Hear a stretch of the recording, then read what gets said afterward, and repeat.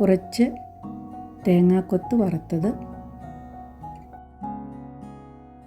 ചുമന്നുള്ളിയും കറിവേപ്പിലയും കൂടെ വറുത്തത്,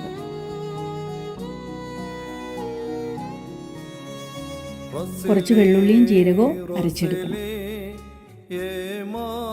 ഇത് ഉഴുന്ന് വറുത്തിട്ട് ഒരു 2 മണിക്കൂർ വെള്ളത്തിൽ കുതിർത്തിയത് അരച്ചെടുക്കണം.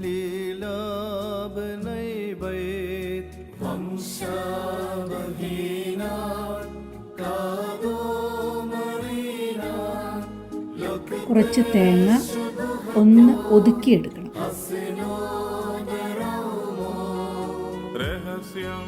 2 മണിക്കൂർ കുതിർത്തിയ അരി പൊടിച്ചെടുക്കണം.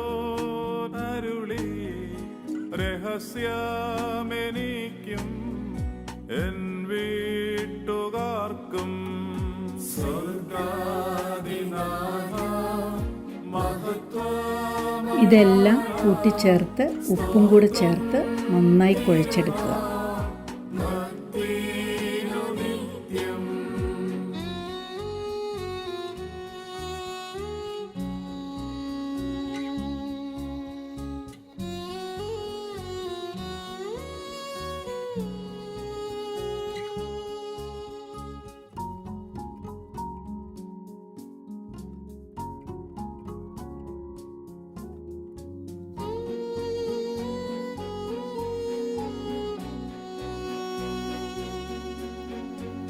ഇത് തവയിൽ പരത്തിയെടുക്കുക.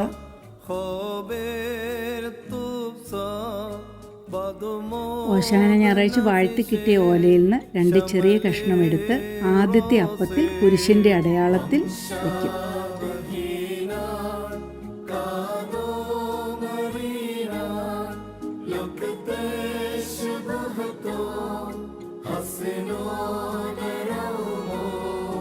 എന്നിട്ട് സ്റ്റൗ ഓൺ ചെയ്ത് ഒരു വശം നന്നായി മൊരിയത്തക്ക രീതിയിൽ ഒരു 5 മിനിറ്റോളം വേവിക്കണം.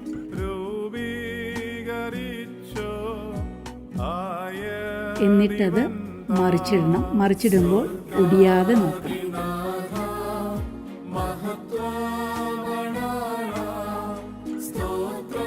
ഇനി നമുക്ക് പെസഹാപ്പാൽ കുറുക്കിയെടുക്കാം. അതിനാദ്യമായിട്ട് തേങ്ങാപ്പാൽ ഒഴിക്കുക. അതിൻ്റെ കൂടെ ശർക്കര ഉരുക്കിയത് ഒഴിക്കുക.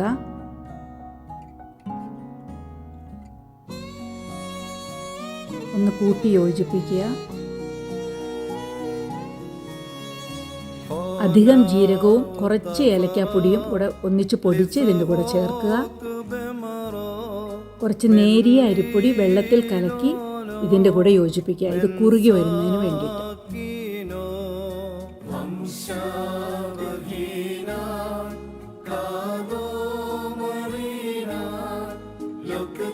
ഒരു നുള്ളുപ്പും കൂടെ ഇവിടെ ചേർക്കും.